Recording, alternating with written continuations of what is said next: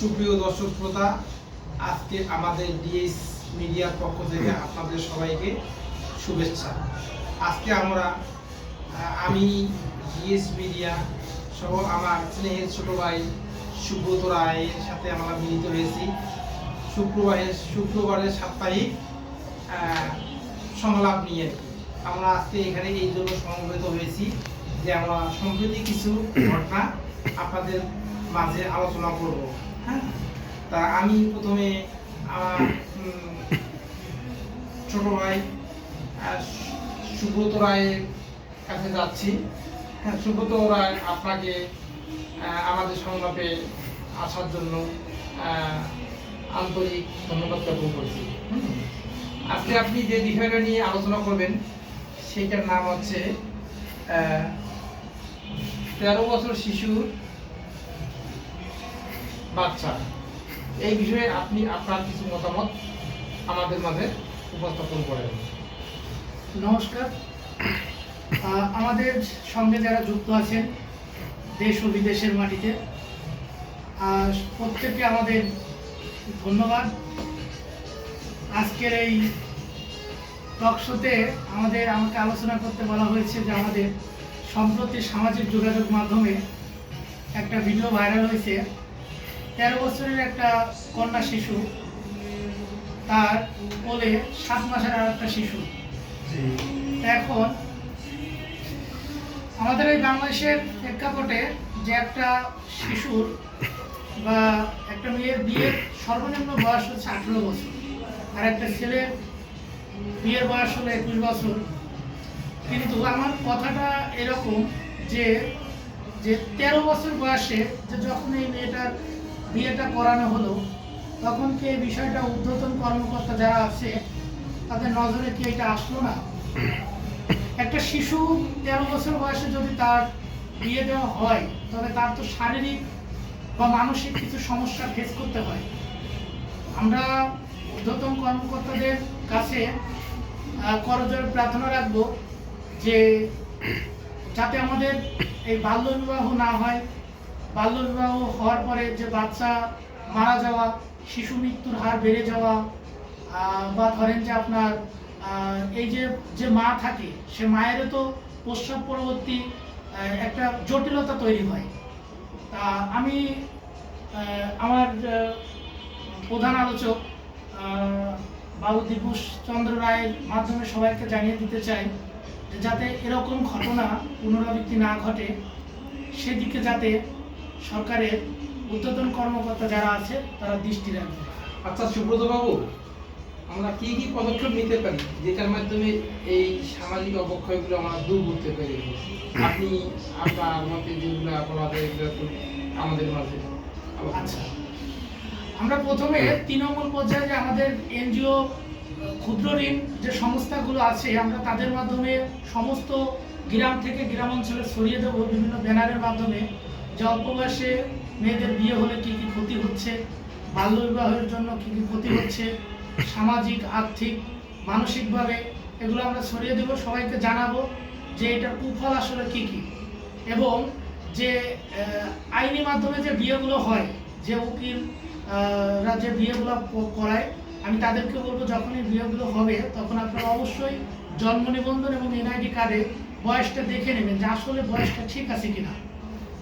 বা যদি অ্যাফিডেভিট করে থাকে তবে ওইটা আপনারা গ্রহণযোগ্য করবেন না। বা যদি কোনো কাজের মাধ্যমে বিয়ে করানো হয়, আর আমাদের হিন্দু ধর্ম মতে যে পুরোহিত মাধ্যমে বিবাহ করানো হয়, সেখানেও যেন এই দৃষ্টিটা রাখা হয় যাতে বয়সটা কোনো থামেন। আর একটা কথা এখানে আমার মনে হইলো যে আসলে বর্তমানে বিয়ে তো এই সনাতন পদ্ধতিতে হচ্ছে না। বিয়ে চুরি করে, আপনি জানেন, মনে করেন আপনার আমার ছেলে মেয়ে বিয়ে হচ্ছে, আমরা অল্প বয়সে এইখানে সমস্যা হচ্ছে, মামার বাড়িতে হচ্ছে কিংবা ফুপার বাড়িতে হচ্ছে, এগুলো অনেক হচ্ছে আর কি। এইগুলোকে আমি প্রতিরোধ করতে রাখবো। এবং তারা বিয়ে হবে এরকম করতেছে, বিয়ে হওয়ার পর নীরব, মানে কেউ কিছু জানে না। বাচ্চা প্রসব হওয়ার আগে মুহূর্তে কিংবা বাচ্চা প্রসব হওয়ার পর প্রকাশ করতেছিল আমার ছেলের অন্য বিয়ে হয়েছে। আচ্ছা, আপনি ধন্যবাদ, অনেক সুন্দর কথা বলেছেন। এই বিষয়টা হলো যখন আমাদের সমাজের প্রতিটা লোককে এই বিষয়ে সচেতন হতে হবে। যখন আমরা দেখব যে আমরা যদি নিজে অবস্থান থেকে যদি আমরা এই বিষয়টাকে দেখি, তখন যে এলাকায় এরকম ঘটনা ঘটবে আমরা দেখব, বিষয়টা যদি দেখি যে আমাদের মনের কাছে যেটা বেমানান, তখন আমরা কি করব, আমরা এটা আইনি মাধ্যমে আইনকে জানাবো বা 999 আমরা ফোন দেবো, হেল্প নিব যে আসলে এরকম আমাদের বাড়ির কাছে একটা বিয়ে হচ্ছে যার বয়স 18 বছর হয়নি বা ছেলের বয়স 21 বছর না, আপনারা একটু বিষয়টা একটু দেখতে পারেন। এভাবে আমরা নিজ নিজ অবস্থান থেকে এটাকে রুখে দেবো। তাহলে আপনি এটা বলতে চাচ্ছেন নাকি যে শিশু বিবাহ বন্ধ করার জন্য আমরা আমাদের সরকারি একটা হেল্পলাইন সেন্টার আছে, রাইট রাইট 999, এইটার যদি আমরা ফোন করলে জানাই Right. তাহলে তারা আমাদের যথাসাধ্য হ্যাঁ। চেষ্টা করবে যে Right. ব্যবস্থা নেওয়ার।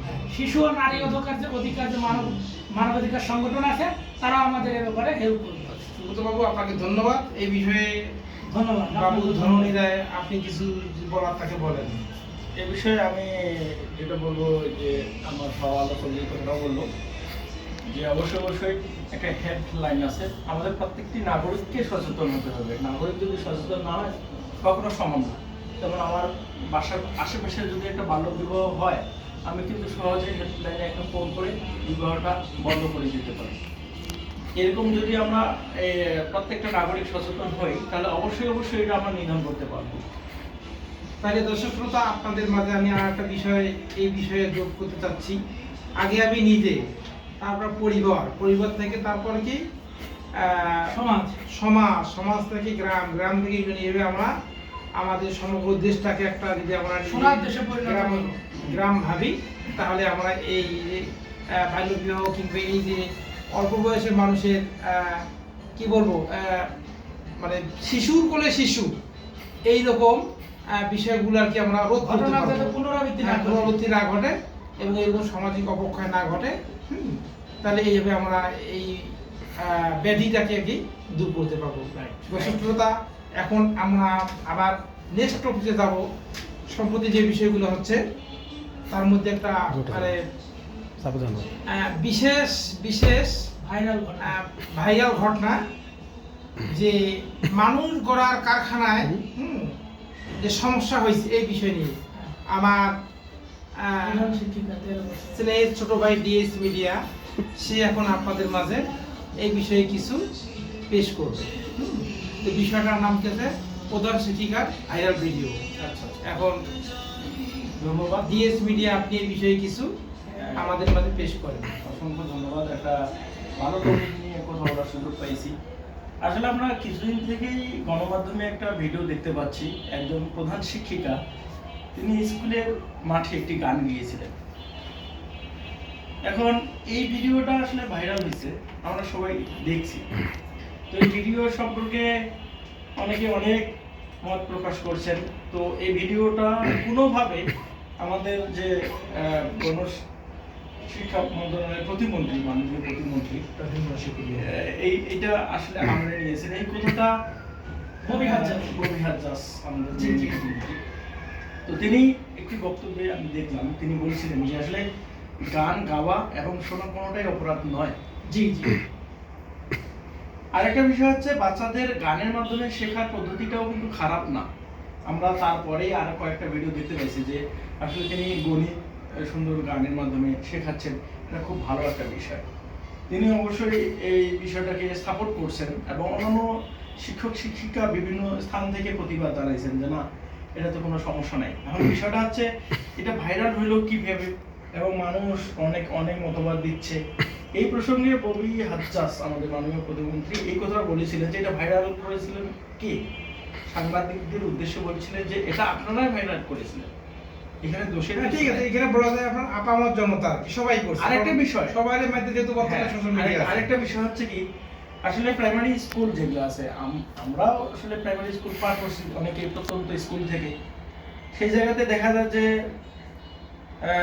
যে আমাদের ম্যাম টিচাররা ছিল, তাদের বাচ্চারা অন্য প্রাইভেট স্কুলে পড়তো, অনেক নামি স্কুলে পড়তো। আসলে এখন সময়টাতে কম। আমার মনে হয় যে শিক্ষা ব্যবস্থা যদি উন্নত করা হয়, সরকার অনেক টাকা খরচ করে প্রাইমারি স্কুল করতেছে, আবার ওই শিক্ষকের বাচ্চা যদি অন্য প্রাইভেট স্কুলে পড়ে, তার মানে কি ওই প্রাইভেট স্কুলের প্রতি বিশ্বাস যেই টিচার পড়ায় তারই নেই। তারা মনে করে যে একটা প্রাইভেট স্কুলে পড়ালেখা অনেক ভালো হয়, এই সরকারি প্রাথমিক বিদ্যালয়ে এসে তারা মনে করে যে প্রাইভেট স্কুলের টিচাররা অনেক উন্নত তাদের চেয়ে। আসলে এই এই ধারণাটা নিপাত হওয়া উচিত, এই বিষয়ে আসলে পদক্ষেপ নেওয়া উচিত আমার দৃষ্টিকোণ থেকে, আমি মনে করি। আমি আপনার সাথে আর একটা বিষয় এখানে অ্যাড করতে চাই, যে আসলে এই যে গানের মাধ্যমে, নাচের মাধ্যমে নানা ভঙ্গিমা কিন্তু শেখা যায়। আসলে কি তিল থেকে তাল হয়, মানুষ কিন্তু কি অভ্যাসের দাস। অবশ্যই অবশ্যই। হইতে হইতে মানে প্রজন্মটা এরকম হবে না তো, যে অতিরিক্ত উচ্ছৃঙ্খল হবে, এরকম হবে না তো আবার। আপনি যে আজকে একটা বলতেছে বর্তমান যে ডিজের যুগ, করার কিছু নাই। হ্যাঁ, আপনি এটা খুব ভালো একটা কথা বলছেন যে আসলে উচ্ছৃঙ্খলতা, যে এইভাবে গানের মাধ্যমে যদি স্কুলে বাচ্চাদের শেখানো হয় তাহলে উচ্ছৃঙ্খল হবে কিনা। বর্তমান সময়টা আসলে উচ্ছৃঙ্খলতা, আসলে গানটা কি উচ্ছৃঙ্খল কিছু গানের মাধ্যমে শেখাইছিল না। একটা বাচ্চার হাতে যখন ফোন থাকবে তখন অটোমেটিক তার কাছে উচ্ছৃঙ্খলতা এবং সভ্যতা সবটাই যাবে। সে যে সভ্যতার শিক্ষা পাবে সে সভ্য হবে। একটা বাচ্চার হাতে যখন মোবাইল যাবে, মোবাইল ফোন অর্থাৎ বর্তমান সময়ে অবশ্যই সবার কাছে আছে এবং এটা ব্যবহার করতে হবে, প্রযুক্তি ব্যবহার। এই উচ্ছৃঙ্খলতাটা সমাধান করার জন্য ওই রকম শিক্ষকই প্রয়োজন। আচ্ছা, আমি আর একটু যোগ করি। আমি যে বিষয়টা বলতে চাচ্ছি যে আমরা যখন 2002-03 যখন আমরা প্রাইমারি স্কুলে পড়াশোনা করেছি, তখনকার সময় আমরা যেভাবে সুন্দর সাবলীলভাবে বাংলা রিডিং লিখতে পড়তে বলতে পারতাম, ভালো সুন্দরভাবে বলতাম, বা আমাদেরকে যেভাবে শেখানো হতো, বা আমাদেরকে ভয় দেখিয়ে হোক মেরেই হোক সুন্দরভাবে বোঝানো হতো। কিন্তু আমি বর্তমান সময়ে দেখছি অনেক ভালো ভালো নামকরা প্রতিষ্ঠান, কিন্তু বাচ্চারা যোগ বিয়োগ বা বাংলা রিডিং পড়তে, ইংরেজি রিডিং পড়তে মানে স্বাচ্ছন্দ্য বোধ করে না। কেমন জানেন আসলে এই বিষয়ে যদি আপনি একটু শেয়ার করতেন। আসলে এই জন্যই তো বললাম যে আমি যখন ছোট, আমি যখন প্রাক স্কুলে পড়ছিলাম, হ্যাঁ, সেই জায়গার পরিবেশটা আসলে সবাই বাচ্চারা খেলতো, খেলার মাধ্যমে পড়াশোনা শেখাইতো, গান, নৃত্য, ছড়া, এগুলোর মাধ্যমে আমি শিখতাম। কিন্তু অতিরিক্ত স্ট্যান্ডার্ড হওয়ার কারণে যদি এগুলো থেকে বঞ্চিত করা হয়, একটা শিশুর বিকাশ ঘটবে কেমন? একটা শিশু কি চায়? আপনি একটা পদ্ধতি ভালো হয়েছে আমার ধারণা থেকে, যে বাচ্চাদেরকে কঠিনভাবে হার্ড করা ছিল আমাদের সময় একটা, কিন্তু আমি মনে করি আমি যে প্রাইমারি স্কুলে পড়ছিলাম আমি দেখছি আমার এই সহপাঠী এমনভাবে মারছিল, আসলে হার্ড করা হচ্ছে, তার ব্রেনকে ক্ষয় হচ্ছে, ক্ষতি হচ্ছে। বর্তমান সময়টাতে আসলে আনন্দ, গান, এগুলোর মাধ্যমে হ্যাঁ অবশ্যই শাসন থাকবে, কিন্তু সেটা যেন মানে কোমলমতি শিশুদের মস্তিষ্কে হার্ড না হয়। রাইট। বর্তমান শিক্ষা ব্যবস্থা এইভাবে এগিয়ে যাওয়াই ভালো। আপনি তবে অবশ্যই সতর্ক করা উচিত যে আসলে প্রাইমারি স্কুল আমাদের প্রত্যেকেরই ভরসা, আমাদের সাধারণ মানুষের ভরসা। প্রাইমারি স্কুলে আমাদের সরকার অনেক হাজার হাজার কোটি টাকা খরচ করে অনেক শিক্ষক নিয়োগ দিচ্ছে, আমাদের আশার আমল জানাচ্ছে। ডিএস মিডিয়া ভাই, আমি আর একটা বিষয়ে বলি, আসলে কি পদক্ষেপ নিলে আমরা তাড়াতাড়ি দ্রুত এগিয়ে যেতে পারবো। যদি আমাদের এই আলোচনার মধ্যে আমরা সরকারের নিকট কিছু মেসেজ দিতে পারি, তাহলে আমাদের এই আর কি সংলাপটা আর কি বলবো আর কি অবশ্যই ভালো পর্যায়ে বলছিলেন। অবশ্যই দুইজনে দুই একটা মতবাদ এই পর্যায়ে নিলে হচ্ছে কি প্রাথমিক শিক্ষা প্রতিষ্ঠানে